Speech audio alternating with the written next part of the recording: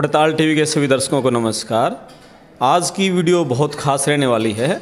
हमारे समाज में बहुत सारे ऐसे लोग हैं, वो भगवान की बस देन है कि जो बोल नहीं सकते, जो सुन नहीं सकते, और उनकी ज़िंदगी किस तरह की होती है कि वो कुछ भी तो नहीं है, इतनी सुंदर प्रकृति है और सब कुछ दिया है, सब कुछ कर सकते हैं, लेकिन बेचारों के मुंह में ज़ुबान नहीं होती।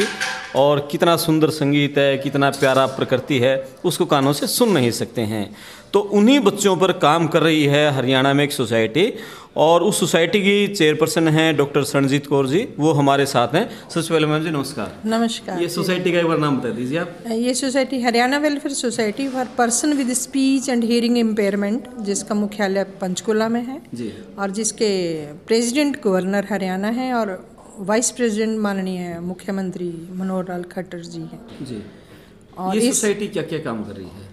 ये सोसाइटी, जैसे आपको पता है कि ये सोसाइटी डेफ बच्चों पे काम करती है कि जो बच्चे बोल और सुन नहीं सकते, उनके लिए कि शुरू से उनकी कैसी एजुकेशन होनी चाहिए, फिर उनका रिहेबिलिटेशन कैसा होना चाहिए, फिर वो अपना 12वीं तक स्कूल हैं, उसके बाद डिप्लोमा करके ये भी बच्चे उसी तरह से ही समाज में उनका समावेश हो जैसे आम आदमी का होता है।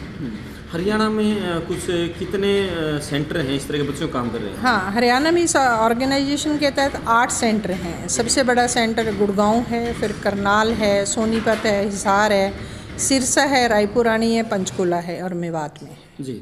तो बच्चों को, जैसे गूंगे बच्चे हैं, जो बहरे हैं, सिर्फ इन्हीं पे काम है या जो दृष्टिहीन हैं या दूसरी और तरह की दिखते हैं उनके भी काम? नहीं, ये केवल ये संस्था केवल डेफ लोगों पे काम कर रही है। तो समाज में कितनी अवेयरनेस है? बहुत सारे लोग इस तरह के हैं, बहुत सारे बच्चे आपको जगह जगह मिल जाते हैं, उनके ऊपर संस्था किस किस तरह से उनकी पहचान करें, इन सेंटरों तक कैसे लेके आ रही है? सबसे बड़ी दिक्कत यही है कि क्योंकि ये बोल और सुन नहीं सकते, इसके बारे में, क्योंकि जैसे कि RPWD एक्ट में किस तरह की डिसेबिलिटी हैं, उसमें से एक डेफ है, और पूरे देश में 50 लाख लोग हैं कि जो 2011 के सेंसस में हैं, और करीब 2.25 लाख के आसपास हरियाणा में डेफ लोग हैं।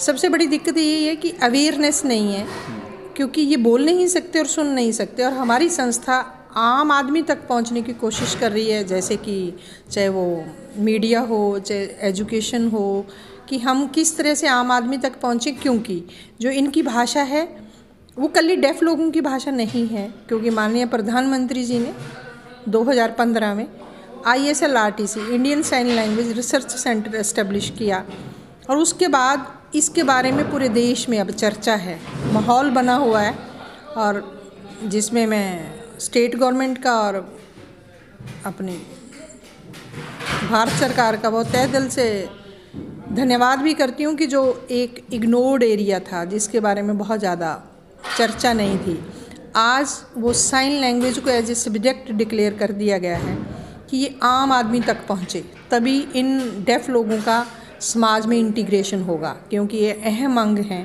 क्योंकि एक देश में 50 लाख लोगों की तादाद है, वो कम नहीं है। तो इसमें बहुत बड़ा काम हो रहा है, और जहाँ तक मैं ये कहूँ कि हमारी ऑर्गेनाइजेशन के विशेष काम क्या है, कि जैसे आइडेंटिफिकेशन ही नहीं होता था, कि अब अर्ली इंटरवेंशन सेंटर बन गए हैं। जो बच्चा 12 साल का आता था, आज वो 2.5 साल का बच्चा स्कूल में आना शुरू हो गया। उसके बाद टेक्नोलॉजी का सहारा लेके कि एकदम इतने लोग भी नहीं होंगे, टीचर भी नहीं होंगे, तो उनका कैसे हम उन तक पहुँचें।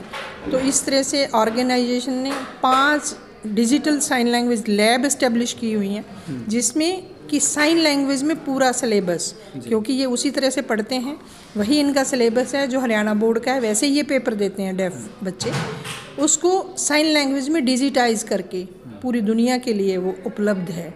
ये हमारे अलग अलग सेंटर्स में है, 5 डिजिटल साइन लैंग्वेज लैब हैं। उसके बाद यही नहीं, 3 जो हमारे सेंटर हैं वो +2 तक हैं, कि उसमें 12वीं करके बच्चे पढ़ें। इतना ही नहीं, उसके बाद कि इन बच्चों के लिए कि ये टीचर बने, साइन लैंग्वेज टीचर बने, उसका डिप्लोमा है। फिर इस साइन लैंग्वेज इंटरप्रेटर, क्योंकि हमारी एक्सेसिबिलिटी तभी होगी जब ऐसे लोग समाज में इंटरप्रेटर भी होंगे। इसी कड़ी में हमारी ऑर्गेनाइजेशन के बहुत ऑर्गेनाइजेशन के साथ MOUs हैं, जिसमें महर्षि दयानंद यूनिवर्सिटी ने एक बहुत बड़ा इनिशिएटिव लिया है, मुझे लगता है कि पूरे देश में ये पहली यूनिवर्सिटी है जिसमें इन्होंने centre for disability studies establish किया है, जिसमें 2 कोर्स होने जा रहे हैं कि साइन लैंग्वेज टीचर कैसे बनेंगे और साइन लैंग्वेज इंटरप्रेटर कैसे बनेंगे। संस्था ने इतना ही नहीं, इसके बाद भी कि जब साइन लैंग्वेज तो इंट्रोड्यूस होगी पर इसको कैसे पढ़ाया जाएगा, इसके लिए फाउंडेशन ईयर से लेके 8वीं क्लास तक साइन लैंग्वेज को पढ़ाने की बुक्स संस्था ने तैयार कर दी हैं, जो कि बहुत अहम कदम है, जो कि संस्था एक पहली ऐसी ऑर्गेनाइजेशन ने ये कार्य किया। तो ये सारा कुछ होने के बावजूद और डेफ हुनर के नाम से हमारी स्किल के काम हो रहे हैं, जिसमें वो बहुत ही अहम, ताकि वो उनके हाथ में हुनर हो और वो ऐसा ना हो कि वो जब समाज में जाएं तो उनके पास कोई काम ना हो। जी, अभी सेंटर जैसे आर्ट सेंटर अपने मेन है इस तरह के, तो जिला स्तर पर जो इस तरह के जो बच्चे हैं उनके पेरेंट्स संपर्क करना चाहें तो जिला स्तर पर भी कहीं इस तरह की सुविधाएं हैं? हाँ बिल्कुल, क्योंकि जितने भी डिस्ट्रिक्ट सोशल वेलफेयर ऑफिसर हैं, रेड क्रॉस है और डिस्ट्रिक्ट एडमिनिस्ट्रेशन में हमने तो ये कर रखा है कि जैसे 8 सेंटर हैं तो उनको एक सेंटर को 3-3 डिस्ट्रिक्ट से साथ जोड़ रखा है। इसके माननीय उपायुक्त महोदय जिस सेंटर में हैं उनके चेयरमैन होते हैं। तो इसका हम बिहार एक किस तरह से अवेयरनेस, सेंसिटाइजेशन, इस तरह के प्रोग्राम चलते रहते हैं, पर अभी भी हमें लास्ट पर्सन तक पहुंचने के लिए सभी ऑर्गेनाइजेशन को एकजुट होकर काम करना पड़ेगा। अभी आज से ना 20-25 साल पहले, और हम जब सिर्फ दूरदर्शन होता था तो स्पेशल एक न्यूज़ आती थी उसमें आधे घंटे का, और वो साइन वाले समाचार होते थे। अब उससे भी लोग काफ़ी कनेक्ट हो पाते थे, जो काफ़ी लोग देखते थे। अब इस तरह की कोई व्यवस्था है? नहीं, आजकल तो बल्कि इनके स्पेशल प्रोग्राम हैं जी। ऐसा नहीं कि न्यूज़ तक सीमित है, इनके लिए फिल्म जिसमें साइन लैंग्वेज में आज तो बिल्कुल ऐसा ही आप समझेंगे कि जिस तरह से आप और हमारे लिए चीज़ें उनके लिए भी सब वैसे ही है। जी। और यदि इनकी साइन लैंग्वेज को हम प्रमोट करें और इनको लैंग्वेज इनकी दे दें और वो आम आदमी तक पहुंच जाए तो इनमें और हमारे में कोई टीचर्स भी तैयार किए जा रहे हैं सोसाइटी?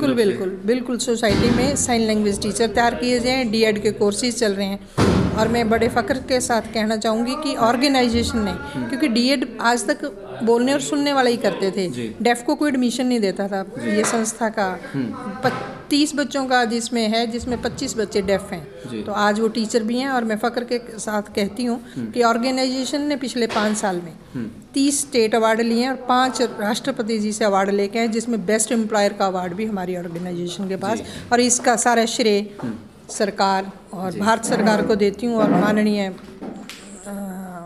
गवर्नर साहब इसके प्रेसिडेंट हैं, और आप सब लोगों के सहयोग से हमें इसके लास्ट जो उद्देश्य यही है कि हम आम आदमी तक पहुँचें।